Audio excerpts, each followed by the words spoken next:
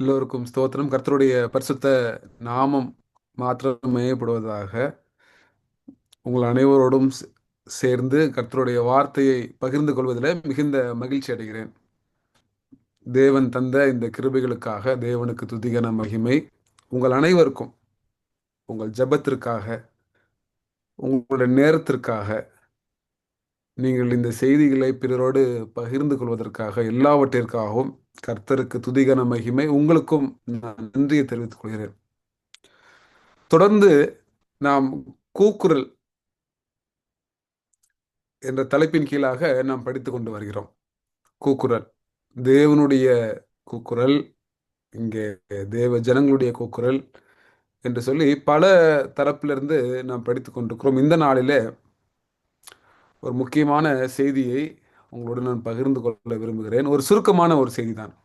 மற்ற நாட்களை காட்டிலும் இந்த நாளிலே உங்களுக்கு நான் சுருக்கமாக தான் இந்த பாடத்தை எடுப்பேன். ஆனாலும் ஒரு முக்கியமான மைய பாடத்தை நாம் படிக்க இருக்கிறோம்.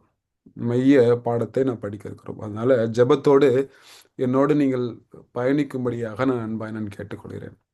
கிருபி உள்ள தகப்பனே, அப்பா, எங்களை மறைத்து வெளிப்படுங்க அப்பா.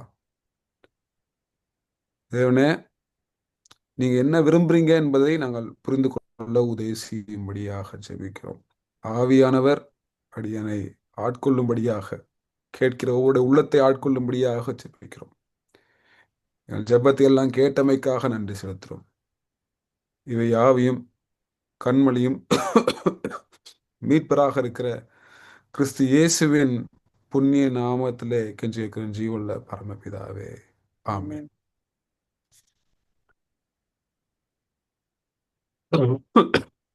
நாங்கள் சிறு வயதாக இருக்கும் பொழுது ஒரு விளையாட்டு ஒரு போட்டி இருக்கும். அந்த விளையாட்டு போட்டி பெயர் பலூன் பிரேக்கிங். நீங்க ஒருவேளை கேள்விப்பட்டிருக்கலாம். இந்த விளையாட்டின் பெயர் பலூன் பிரேக்கிங். இந்த பலூன் பிரேக்கிங் விளையாட்டை விளையாடுறவங்க யாராவது இருக்கீங்கன்னா நான் சொல்றது உங்களுக்கு தெரியும். ஒரு 10-20 பேர் விளையாடுறாங்கன்னா எல்லார் பின்னாடியும் ஒரு பலூனை கட்டி விட்டுருவாங்க. ஒரு பலூனை கட்டி விட்டுருவாங்க. அதுல விசில் அடிச்ச உடனே நேரம் ஆரம்பித்து விடும். இதுல ஜெயிக்கிறவங்க யாருன்னு சொன்னா தன்னுடைய பலூனை மற்றவங்க அழுத்தி வெடிக்காம பார்த்துக்கணும். அவங்க தான் ஜெயிக்க போறாங்க. அதோட மற்றொரு பக்கம் போய் மற்றவருடைய பலூனை போய் உடைச்சிடணும். இது போட்டியாக நடக்கும். எப்படி ரெண்டு தரப்பு போய் இன்னொருத்தவங்க பலூனையும் உடைச்சிடணும், நம்ம பலூனையும் காப்பாற்றிடணும். இந்த இரண்டு தரப்பான காரியமும் இந்த விளையாட்டில் நடப்பதை ஒருவேளை நீங்கள் பார்த்திருக்கலாம். இந்த நாட்களில் சாத்தானானவன் நம்முடைய ரட்சிப்பை குறித்து எவ்விதமாக செயல்படுகிறான் என்பதை உங்களுக்கு ஒரு வசனத்தின் மூலியமாக நான் ஆரம்பித்து நான் போக ஆசைப்படுகிறேன். இந்த பலூனை காப்பாற்றுறதுக்கு ஒவ்வொருத்தரும் படுற பாட நீங்க பார்க்கணும். சட்டைக்குள்ள ஒளிச்சு வச்சுக்குவாங்க, அதை பத்திரமா கட்டி பிடிச்சுக்குவாங்க. ஏன்னா எதிரி வந்து அதை அமைச்சு உடைச்சிடக்கூடாதுன்றதுக்காக பத்திரமா படுத்தி காப்பாற்றுவாங்க. ஆனா இந்த எதிரி டீம்ல இருக்கவங்க என்ன பண்ணுவாங்கன்னு சொன்னா எப்படியாவது உடைச்சிடணும்னு முயற்சி பண்ணுவாங்க. தேவ ஜனங்கள் இந்த கடைசி நாட்களில் கர்த்தராகிய இயேசு கிறிஸ்து இரண்டாம் வருகைக்கு ஆயத்தப்பட்டு கொண்டிருக்கிற நாம் எவ்வளவு ஜாக்கிரதையாக இருக்கிறோம்? இந்த ஆயத்தத்திற்கு இன்னும் எவ்வளவு ஜாக்கிரதையாக இருக்கணும் என்பதை தான் நம்ம என்ன பண்றோம்னா நாம் படிக்க போறோம். இந்த யுத்தத்துல இப்படியாவது தேவனுடைய கிருபையினாலே நாம் ஆயத்தப்பட வேண்டும். வசனத்தை எடுத்தவர்கள் வாசிங்கள். 1 சாமுவேல் புத்தகம் 1 சாமுவேல் 13ஆம் அதிகாரம் 19ஆம் வசனம். கவனமாக நீங்கள் கவனியுங்கள். உங்களுக்கு இந்த முழு செய்தியின் சாராம்சம் இந்த ஒரு வசனத்திலிருந்தே ஆரம்பிக்கிறது. நான் சொல்ல விரும்புகிற இந்த செய்தி இந்த வசனத்தின் அடிப்படையிலே இருக்கும். நான் சொன்ன சுருக்கமான செய்தியை நம்ம ஜெபத்தோடு நம்ம படிக்க இருக்கிறோம். தேவ ஆவியானவர் நமக்கு உதவி செய்யட்டும். 1 சாமுவேல் 13ஆம் அதிகாரம் 19ஆம் வசனத்தை அம்மா வாசிங்க. எபிரேயர் எபிரேயர் எபிரேயர் பட்டயங்களை ஆகிலும் ஈட்டிகளை ஆகிலும் உண்டு பண்ணாதபடிக்கு பார்த்து கொள்ள வேண்டும் என்று பெலிஸ்தர் சொல்லியிருந்தபடியால் இஸ்ரவேல் தேசமெங்கும் ஒரு கொல்லன் கூட அகப்படவில்லை. இங்க பாருங்க, இந்த 1 சாமுவேல் புத்தகம் 13ஆம் அதிகாரம் முழுவதுமாக ஒவ்வொரு காரியமாக பேசிக்கொண்டே வரும். சவுல் எப்படி தேவனுக்கு விரோதமாக அல்லது தேவனுக்கு பிரியமில்லாததை செய்தான், தேவன் எப்படி நிராகரித்தார் என்பதை இந்த 1 சாமுவேல் புத்தகம் 13ஆம் அதிகாரம் விளக்கும். இப்படியே பேசிக்கொண்டே வரும் பொழுது இந்த 19ஆம் வசனத்துக்கெல்லாம் வரும்பொழுது ஒரு விசித்திரமான ஒரு காரியத்தை, ஒரு திட்டத்தை நீங்கள் பார்க்க முடியும். இது என்ன திட்டம்? இந்த இஸ்ரவேலருக்கு எதிரியாக இருந்த பிலிஸ்தியர்கள், அதாவது தேவனுக்கு, தேவனுடைய பிரமாணங்களுக்கு, தேவனுடைய திட்டத்திற்கு, சித்தத்திற்கு விரோதமாக இருந்த இந்த பிலிஸ்தியர்கள் ஒரு திட்டத்தை செய்யறாங்க. என்ன திட்டத்தை செய்யறாங்க அப்படின்னா, அவங்க திட்டத்தை கவனிங்க, நல்லா கவனிங்க. எபிரேயர் பட்டயங்களை ஆகிலும் ஈட்டிகளை ஆகிலும் உண்டு பண்ணாதபடிக்கு பார்த்து கொள்ள வேண்டும். எவ்வளவு திட்டம் பாருங்களேன். ஏன்னா இது இருந்துச்சுன்னு சொன்னா இஸ்ரவேல் போராடுவாங்க, போரிடுவாங்க, இந்த போர்ல ஜெயிச்சிருவாங்க. இவங்க வெறும் சாதாரண திட்டம் கிடையாது. தேவ பிள்ளைகளே, நம்ம இந்த கடைசி நாட்களில் வாழும் பொழுது தேவனை சார்ந்து சார்ந்து நம்ம ஏன் வாழ வேண்டும்? அவருடைய தஞ்சத்திலே நம்ம எப்பொழுதுமே குடியிருக்க வேண்டும். அவருடைய கிருபை நம்மளை தாங்க வேண்டும். அவருடைய நீதியினாலே நாம் பிழைக்க வேண்டும் என்று நம்ம என்ன பண்ணணும்னு சொன்னா அனுதினமும் அவருடைய சமூகத்துல சரணடைய வேண்டும். ஏன் என்று சொன்னால் இந்த பெலிஸ்தியரோட திட்டம் நமக்கு திட்டவட்டமாக சொல்கிறது. எப்படி திட்டம்னா, ஒரு பட்டயமும் ஒரு ஈட்டி கூட என்ன பண்ணக்கூடாது, உண்டு பண்ண கூடாது என்று என்ன பண்ணாங்கன்னா திட்டமிட்டாங்க. அது மாத்திரம் கிடையாது, இதனால என்ன நடந்துச்சு பாத்தீங்களா? பார்த்து கொள்ள வேண்டும் என்று பெலிஸ்தியர்கள் சொல்லியிருந்தபடியால் இஸ்ரவேல் தேசம் எங்கும் ஒரு கொள்ளன் என்ன பண்ணலாமா, அகப்படல. அப்படின்னா என்ன அர்த்தம்னு சொன்னா, ஒரு ஒரு ஒரு பட்டயமோ ஒரு ஈட்டியோ ஒண்ணு செய்யறதுக்கு என்ன பண்ணல, ஒரு ஆளு என்ன பண்ணல, கிடையாது. தேவ ஜனமே, இது வெறும் பட்டயம் நம்ம பார்த்தோம்னு சொன்னா அது வெறும் பட்டயமாக தெரியும். ஆனால் ஆவிக்குரிய இஸ்ரவேல் நமக்கு என்னதான் பட்டயம் அப்படின்னு சொன்னா கர்த்தருடைய வேத வசனம் தான் பட்டயம். அப்ப இந்த பெலிஸ்தியனாகிய இந்த பிசாசானவன் என்ன திட்டம் தீட்டுறான் அப்படின்னு சொன்னா, இந்த எபிரேயர்கள் கையில, இந்த இஸ்ரவேல் கையில என்ன இருக்கக்கூடாது, ஒரு வேத வசனமோ ஒரு தீர்க்கதரிசியின் எழுத்துக்களும் ஒண்ணு என்ன பண்ணக்கூடாது, இந்த தேசம் இருக்கக்கூடாது. ஒரு கொள்ளன் இருக்கக்கூடாது. அப்படின்னு என்னன்னா, இந்த வசனத்தை சொல்லித்தரத்துக்கு நபர்கள் யாருமே இருக்கக்கூடாது. இதுதான் திட்டம். இது நம்ம புரிஞ்சுக்கணும். நம்ம அது இல்லாம எது வேணா செய்யலாம், அதுதான் திட்டம். தேவப்பிள்ளையில, நான் மறுபடியுமாக என்னுடைய செய்திகள் எல்லாம் நீங்க கவனிச்சுட்டே வரலாம். என்னுடைய அழைப்பு அவனுடைய கிருபையினால என்ன அழைப்புன்னு சொன்னா, மறுபடியுமாக திரும்புங்கள், கர்த்தருடைய வசனத்துக்கு திரும்புங்கள். நாம் ஒவ்வொருவரும் தனிப்பட்ட முறையிலே நாம் வேதத்தை தியானிக்க பழகிக்கொள்ள வேண்டும். நாம் ஒவ்வொருவரும் ஆவிக்குரிய புஸ்தகங்களை படிக்க வேண்டும். தேவனோடு உறவு அதிகமாக வளர வேண்டும். அடுத்த வசனம் வாசிக்கிறீங்களா? 20ஆம் வசனம். இஸ்ரவேலர் யாவரும் அவரவர் தங்கள் கொழு விரும்புகளையும் தங்கள் கோடாரிகளையும் தங்கள் கடப்பாறைகளையும் தீட்டி கூர்மையாக்குறதற்கு பெலிஸ்தருக்கு போக வேண்டி இருந்தது. இப்ப சூழ்நிலை எப்படி இருக்குன்னு சொன்னா, இந்த எபிரேயர் கையில என்ன இல்ல, பட்டயம் இல்ல. இந்த பட்டயம் இல்லாம இவங்க யாரு, இந்த எபிரேயர்கள் இந்த பட்டயத்தை தீட்டுவதற்கும் இந்த ஈட்டியை தீட்டுவதற்கும் மற்றும் இந்த கடப்பாறைகளை தீட்டுவதற்கு கூர்மையாக்குவதற்கும் எங்கே போறாங்கன்னு சொன்னா, எங்க போறாங்க, பிலிஸ்தர் இடத்துல போறாங்க. தேவ ஜனங்களே, இந்த செய்தியை கேட்டுக்கொண்டிருக்க பிள்ளைகள், உங்கள் பட்டயங்களை நீங்கள் தீட்டிக் கொண்டிருக்கிறீங்களா? சிந்தித்து பாருங்கள். சார்ல்ஸ் ஸ்பர்ஜன் ஒரு பிரசங்கம் பண்றாரு. அந்த பிரசங்கத்துல ஒரு அழைப்பை அவர் கொடுக்கிறார். தேவ ஜனமே, உங்க பட்டயத்தை தீட்டுங்க, யுத்தத்துக்கு ஆயத்தப்படுங்க என்று சொல்லி அவர் பெரிய ஒரு கூக்குரல் கொடுத்தார். திரளான ஜனங்கள் என்ன பண்ணாங்கன்னா வேதத்துக்கு திரும்பினாங்களாம். அடியனும் ஒரு சாதாரண ஊழியக்காரனாக உங்கள் முன்பாக நான் வைக்கிறேன். உங்கள் பட்டயங்களை தீட்டுங்கள், தீட்டி வைங்க. ஆனா எங்க போய் தீட்டாதீங்க அப்படின்னு சொன்னா, பெலிஸ்தர்ல போய் தீட்டாதீங்க. எங்க பிரசங்கத்தை கேட்டுக்கொண்டிருக்கிறோம் நம்ம அப்படின்னா, நம்ம மத்தியிலே சில பேர் என்ன பண்ணணும்னா பெலிஸ்தர்கள்ட்ட போய் செய்தி கேட்டுக்கிட்டு இருக்கிறோம்.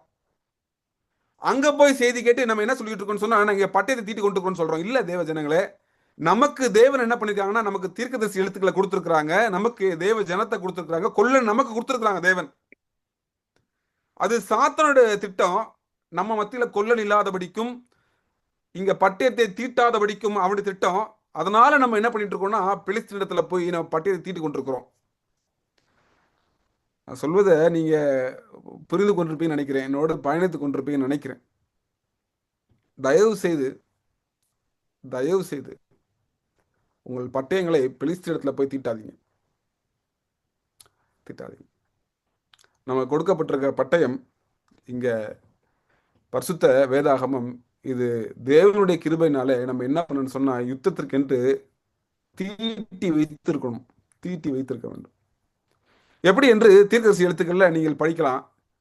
எப்படி சொல்றாங்கன்னா, இந்த வசனங்களை என்ன பண்ணணும்னா நிறைய மனப்பாடம் பண்ணி வைக்கணும், நிறைய வாசித்து வைக்கணும், நேரங்களை அதுக்காக அதிகமாக செலவு செய்ய வேண்டும்.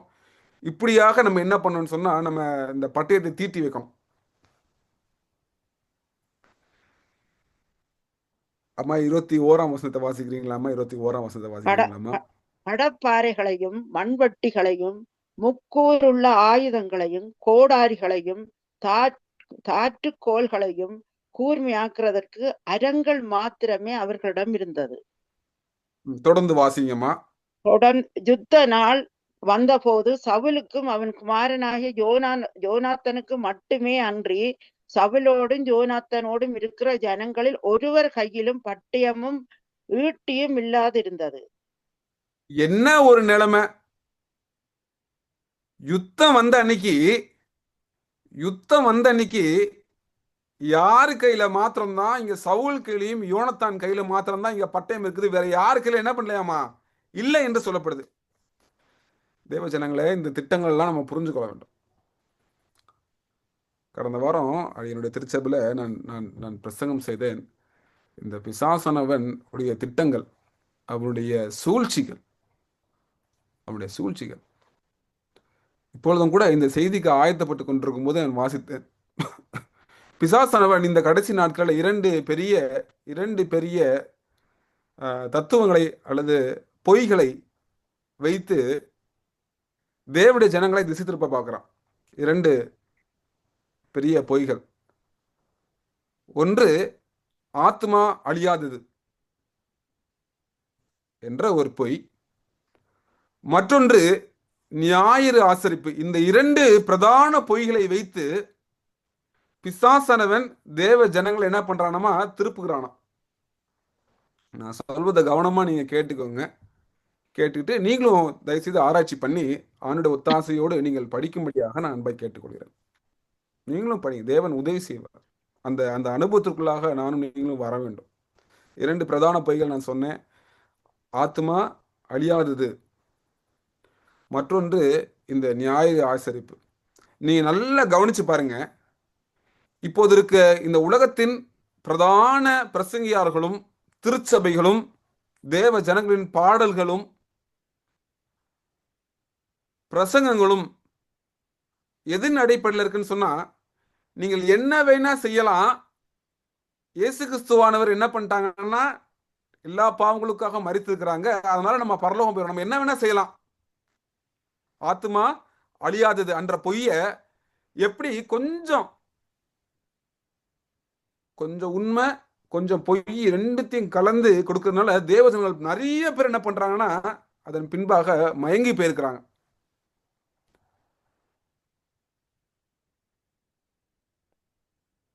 ஆத்துமா அழியாதது, நீங்க எப்படி வேணா இருக்கலாம் என்று சொல்லுகிற ஒரு பொய்.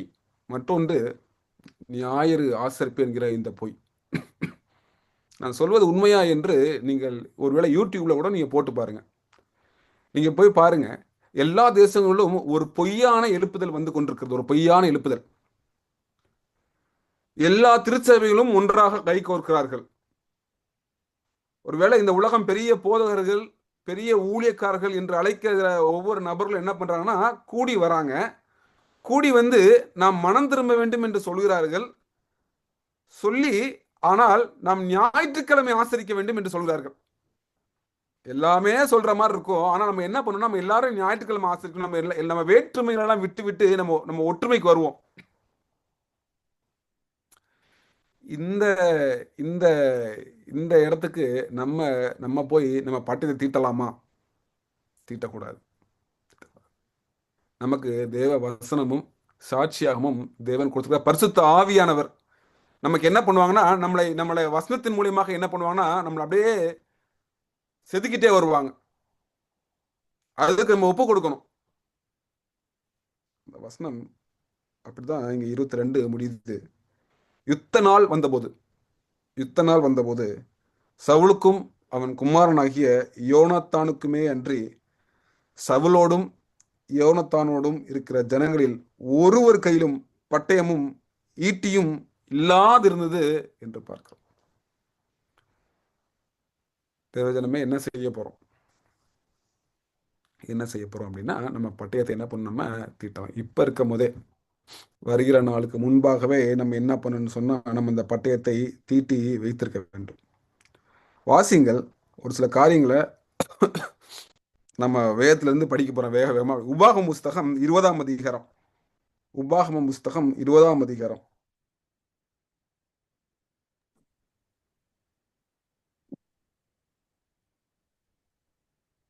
எடுத்துட்டீங்களா? உபாகமம் 20ஆம் அதிகாரம். 20ஆம் அதிகாரத்துல 8ஆம் வசனம்.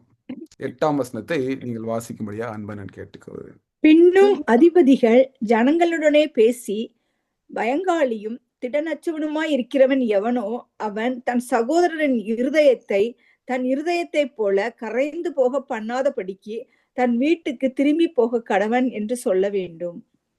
இங்க தேவன் ஒரு காரியத்தை சொல்றாங்க. இந்த யுத்தத்துல நம்ம இருக்கிறோம் பாத்தீங்களா? இந்த யுத்தத்துல ஆண்டவர் நம்ம படிக்க போற பாடத்துல இந்த வசனத்து மூலியமா நீங்க படிச்சுட்டே வாங்க. நம்ம இன்னும் சில காரியங்கள் உங்களுக்கு நான் சொல்லித்தர போறேன் இந்த இந்த இந்த மாலையில ஆண்டோட கிருபையினால. பின்னும் அதிபதிகள் ஜனங்களோட பேசி, பயங்காளியும் அப்படின்னா யாருன்னா பயந்து போயிருக்கிறோம், பயங்காளியும் திடனற்றுமாய் இருக்கிறவன் எவனோ அவன் தன் சகோதரன் இருதயத்தை தன் இருதயத்தை போல கரைந்து போக பண்ணாபடிக்கு. நம்ம பயந்து போய் இன்னொருத்தவங்களும் பயமுறுத்துற அளவுக்கு நம்ம உற்றாதபடிக்கு தன் வீட்டுக்கு திரும்பி போக கடவன் என்று சொல்ல வேண்டும் என்று தேவன் என்ன பண்றாங்கன்னா உபாகம புஸ்தகத்து மூலியமாக ஒரு கட்டளை என்ன பண்ணிருக்காங்கன்னா கொடுத்துருக்காங்க. இப்ப நம்ம இந்த யுத்தத்துல இருக்கிறோமே, நம்ம எப்படி காணப்படுறோம்? எப்படி காணப்படுறோம்? சில சமயங்கள்ல இந்த பயந்து போய் அவ்விசுவாசத்தோடு, சாட்சியாமத்துல இதுக்கு நீங்கள் விளக்கங்களை நீங்கள் படிக்கும்போது உங்களுக்கு புரியும். என்ன சொல்லுதுன்னா அவ்விசுவாசத்தோடு, நம்ம அவ்விசுவாசத்தோடு இந்த நாட்களில் நாம் பயணிக்கலாமா? தேவனுடைய வாக்குத்தத்தங்களை சந்தேகப்பட்டு நாம் பயணிக்கலாமா? வசனமே இல்லாம நான் ஜெயிச்சிருவேன் அப்படின்னு நம்ம இருக்கலாமா? அப்படி இருக்கிறவங்க என்ன பண்ண, நீங்க திரும்பி போயிருங்க. நம்ம என்ன பண்ணணும்னா ஆண்டவர் சொன்ன விதமாக என்ன பண்ணணும்னு சொன்னா நம்ம நம்ம என்ன பண்ணணும்னா இந்த யுத்தத்துல நம்ம நிற்க வேண்டும். நம்ம யுத்தத்துல நம்ம நிற்க வேண்டும். சாத்தான் ஒரு திட்டத்தை போட்டிருக்கிறான். நம்முடைய பட்டயத்தை தீட்டாதபடிக்கு ஒரு திட்டம் போட்டிருக்கிறான். ஆண்டுடைய கிருபையினால அடியானும் படித்து கொண்டு வருகிறேன். அடியானும் அவனுடைய சமூகத்தில் படித்து கொண்டு வருகிறேன். நல்லா கவனிச்சுக்கோங்க. இந்த கடைசி நாட்கள்ல சத்துருவானவன் நம்ம ஆயத்தப்படக்கூடாது, நம் பரலோகத்துக்கு ஆயத்தப்படக்கூடாது என்பதற்காக சகல விதமான சூழ்ச்சிகளை நம்முடைய வாழ்க்கையில கொண்டு வருவானாம். ஆங்கிலத்தில் ஒரு வார்த்தை இருக்கு, டிஸ்ட்ராக்ஷன். நீங்க எல்லாரும் கேள்விப்பட்டிருப்பீங்க, உங்களுக்கு தெரியும். டிஸ்ட்ராக்ஷன் அது ஒரு விளையாட்டாக இருக்கலாம், ஒரு கேளிக்கையாக இருக்கலாம், தொலைக்காட்சியாக இருக்கலாம், மொபைல் போனாக இருக்கலாம், சொந்தமாக இருக்கலாம், நண்பர்களாக இருக்கலாம், பணமாக இருக்கலாம், எது வேண்டுமாக இருக்கலாம். ஆனால் ஏதாவது ஒரு காரியத்தை வைத்து உங்கள் நேரத்தையும் என்னுடைய நேரத்தையும் நம்முடைய கவனத்தையும் திசை திருப்ப வேண்டும். ஏன் என்று சொன்னால், வசனம் சொல்கிறது காலம் சமீபம். இதை நம்ம உணரக்கூடாது, நம்ம பட்டயத்தை தீட்டக்கூடாது என்பதற்காக பல விதத்தில் ஒரே ஒரு நோக்கம், கர்த்தராகிய இயேசு கிறிஸ்து இரண்டாம் வரைக்கும் நம்ம ஆயத்தப்படக்கூடாது என்பதற்காக. எப்படி இந்த பெலிஸ்தர்கள் ஒரு திட்டம் போட்டாங்க பார்த்தீங்களா, அங்கே பட்டயத்தை தீட்டக்கூடாதபடிக்கு ஒரு கொல்லன் இல்லாதபடிக்கு வச்சாங்களா, அந்த மாதிரி திட்டங்கள். அதில் நம்ம என்ன பண்ணிக்கிறோம்னா, ஒரு நாளும் விழுந்து போகாதபடிக்கு நமக்கு தேவன் ஒரு திட்டத்தை கொடுத்துருக்காரு. அதுதான் நம்ம அடுத்து ஒரு 10 நிமிஷம் நம்ம பார்க்க போகிறோம். பிசாசான ஒரு திட்டத்தை போட்டாலும் தேவன் தேவஜனுக்கு ஒரு திட்டம் கொடுக்காம இருப்பாரா? கொடுப்பார், கொடுத்திருக்கிறார். அந்த திட்டத்தின்படி நம் நடப்பதற்கு நம்ம தேவனை நம் நம்பி அவர்கிட்ட சரணடைய வேண்டும். அதுதான் நம்ம என்ன பண்ண போறோம்னா, நம்ம அடுத்த ஒரு 10 நிமிஷத்துக்கு நம்ம தியானிக்க போறோம். வாசிங்கள், என்னோட வாசிங்கள். 2 ராஜாக்கள் புத்தகம், 2 ராஜாக்கள் புத்தகம் 17ஆம் அதிகாரம். 2 ராஜாக்கள் புத்தகம் 17ஆம் அதிகாரத்துல 34ஆம் வசனம். 2 ராஜாக்கள் 17ஆம் அதிகாரம் 34ஆம் வசனத்தை நீங்கள் யாராவது வாசிங்க. இந்நாள் வரைக்கும் அவர்கள் தங்கள் முந்தின முறைமைகளின்படியே செய்து வருகிறார்கள். அவர்கள் கர்த்தருக்கு பயந்து நடக்கிறதும் இல்லை.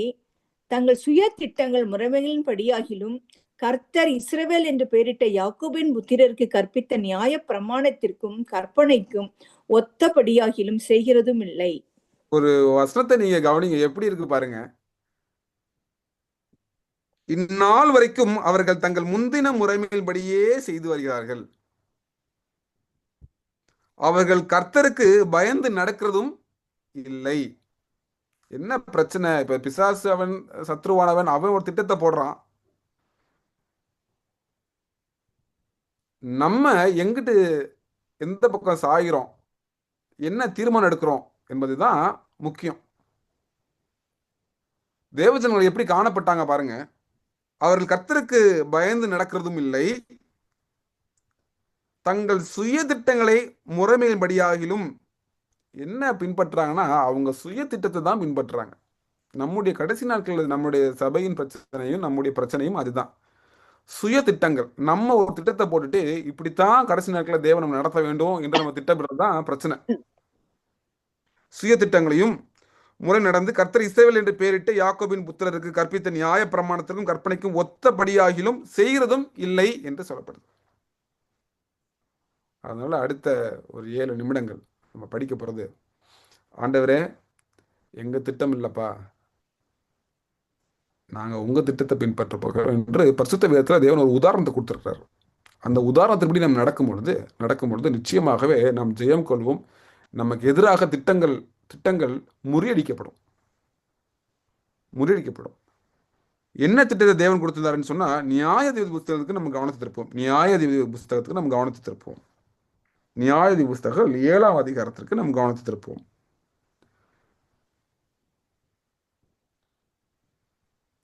நியாயாதிபதி புஸ்தகம் 7ஆம் அதிகாரம். 7ஆம் அதிகாரத்துல கிதியோன் மூலியமாக தேவன் ஒரு பெரிய பாடத்தை இந்த கடைசி நாட்களில் நமக்கு வைத்திருக்கிறார். என்ன பாடம் என்றால், கிதியோன் இந்த சேனையில் நடத்தும் பொழுது மீதியான் தேசத்தார் எதிரிகளாக செயல்பட்டார்கள். அவங்களும் பயங்கரமா திட்டம் போடுறாங்க. ஆனால் கடைசியில இந்த கிதியோனும் அவனுடைய சேனையும் ஜெயித்தது. எப்படி ஜெயித்தது? வாசிங்க 7ஆம் அதிகாரம் 3ஆம் வசனம். மணிக்கு 2ஆம் வசனத்தை வாசிங்க. 7ஆம் அதிகாரம் 2ஆம் வசனம். அப்பொழுது கர்த்தர் கிதியோனை நோக்கி, நான் மீதியானியரை உன்னோடு இருக்கிற ஜனத்தின் கையில் ஒப்பு கொடுக்கிறதற்கு அவர்கள் மிகுதியாய் இருக்கிறார்கள். என் கை என்னை ரட்சித்தது என்று இஸ்ரவேல் எனக்கு விரோதமாக வீம்பி பேசுகிறதற்கு இடமாகும்.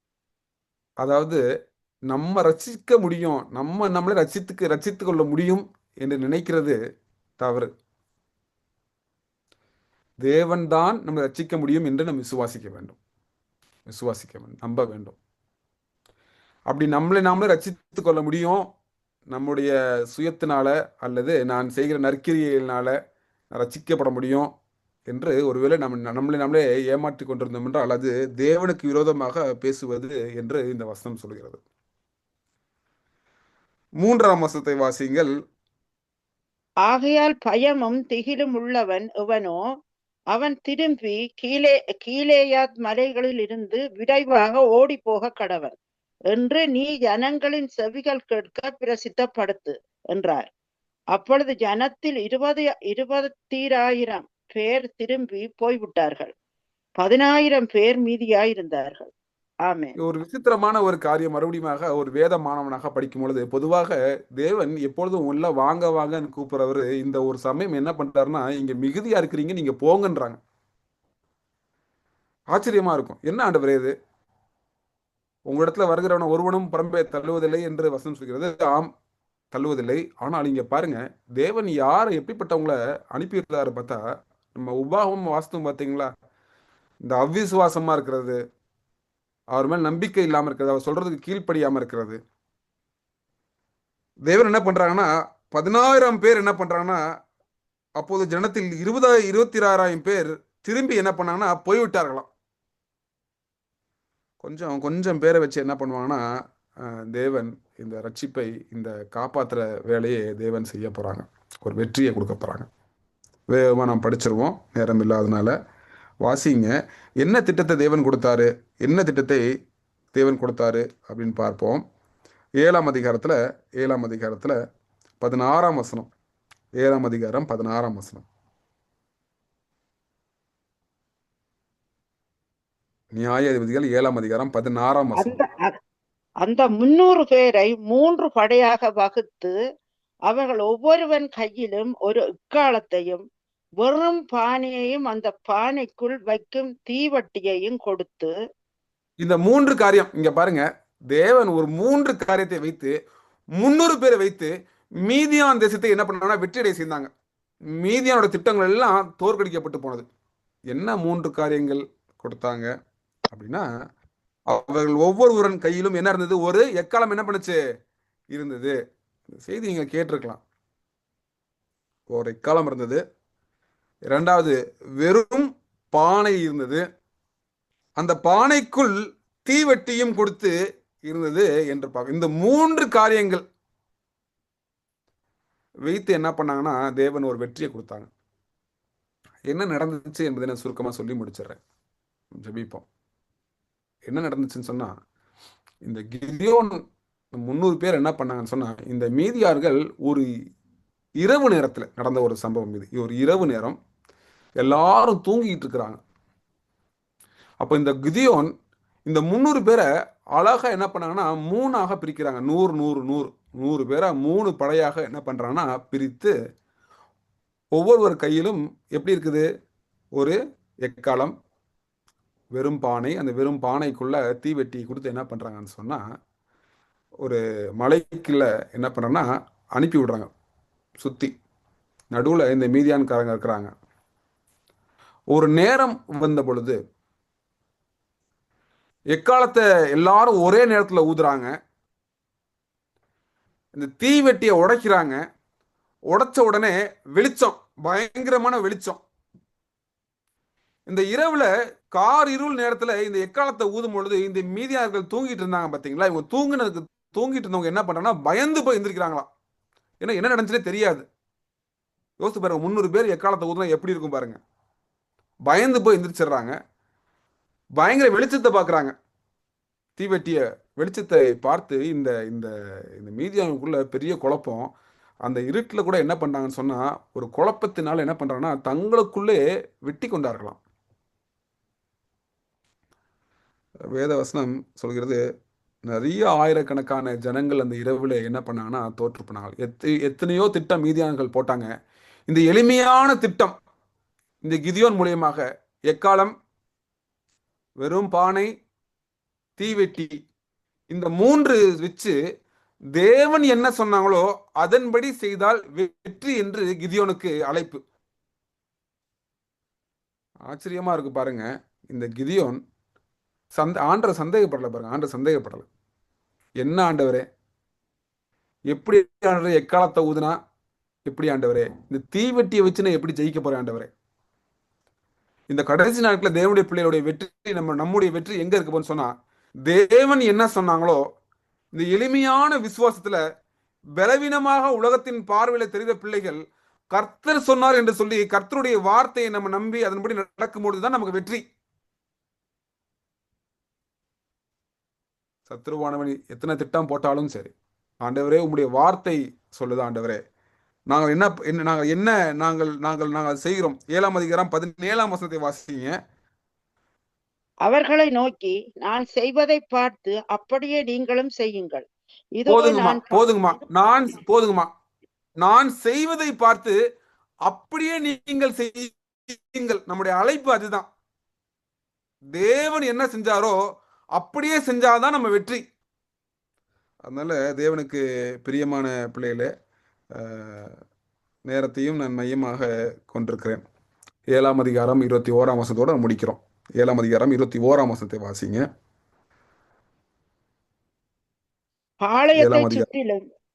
பாளையத்தை சுற்றிலும் அவர்கள் தங்கள் நிலையில் நின்றார்கள். அப்பொழுது பாளையத்தில் இருந்தவர்கள் எல்லோரும் சிதறி கூக்குரலிட்டு ஓடி போனார்கள். நம்முடைய பிரசங்க தலைப்புக்கு வந்துட்டோம். அந்த பாளையத்தின் நடுவில் இருந்தவங்க அந்த இரவு என்ன நடந்துச்சுன்னா, கூக்குரலிட்டு என்ன பண்ணாங்கன்னா ஓடி போனாங்க. தேவன் கூக்குலிடுறாங்க, நம்ம கேள்விப்பட்டிருக்கிறோம், படிச்சிருக்கிறோம். தேவ ஜனங்கள் கூக்குலிடுறாங்க. இங்க பாருங்க, கடைசியில சத்ருவானவன் அவனும் கூக்குலிட்டு ஓடி போவாங்களாம். தேவன் அப்படிப்பட்ட காரியத்தை நமக்கு செய்வாங்க. பிசாசனவன் திட்டம் போடுவான், ஆம், நமக்கு விரோதமாக. நம்முடைய காரியம் பட்டயத்தை தீட்ட வேண்டும். எளிமையான விசுவாசத்தோடு தேவன் என்ன சொல்றாங்களோ அதையே நாம் செய்ய வேண்டும். அப்படி செய்யும்பொழுது இந்த கடைசி நாட்களில் நிச்சயமாக நம்ம வெற்றி பெறுவோம். கர்த்தர் உங்களையும் உங்கள் குடும்பத்தையும் ஆஸ்வதிப்பாராக. ஜெபம் செய்வோம். கிருபை உள்ள நல்ல தகப்பனே, இந்த நாளிலும் எங்களோடு பேசியதற்காக நன்றி செலுத்துறோம் அப்பா. ஆம் தகப்பனே, ஆண்டவரே, நீ என்ன சொல்லியிருக்கிறீங்களோ அதன்படி செய்வது தான் எங்களுக்கு வெற்றி. எங்களுடைய திட்டம் அல்ல, எங்களுடைய சுய எண்ணங்கள் கிடையாதப்பா. நாங்கள் பலவிதமாக யோசிக்கிறோம், அப்படி இப்படி என்று திட்டம் போடுறோம் ஆண்டவரே. ஆனால் கர்த்தருடைய வசனத்தை நம்பி, கர்த்தருடைய வார்த்தையை நம்பி நாங்கள் இந்த நாட்டில் வாழணும். இந்த யுத்தத்தில் நாங்கள் ஜெயிப்பதற்கு எங்கள் பட்டயங்களை தீட்டும்படியாக ஆண்டவரே எங்களை எங்களை எங்களை எங்களை பயன்படுத்துங்க, எங்களை ஆயத்தப்படுத்துங்க. யுத்த நாளில் எங்கள் கையில் ஒன்றும் இல்லாமல் நிற்காதபடிக்கு தாமி இந்த நாட்களிலே நாங்கள் ஆயத்தப்பட்டு உதவி செய்யுங்க. இந்த நாளிலும் கலந்து கொண்ட ஒவ்வொரு பிள்ளைகளையும் குடும்பத்தையும் ஆஸ்வதிங்க. எங்கள் ஜெபத்தை எல்லாம் கேட்டதுக்காக நன்றி செலுத்துறோம். மீட்பர் இயேசுவின் புண்ணிய நாமத்திலே எங்கள் ஜீவில பரம்பிதாவே. ஆமென். ஆமென். ஆமென். Thank you, Pastor. இந்த நாளிலும் மிகவும் ஒரு ஆழமான செய்தி. சத்துரு கூக்குரலிட்டு ஓடி போகிறான். இவ்வளவு மகிழ்ச்சியான செய்தி இல்லையா?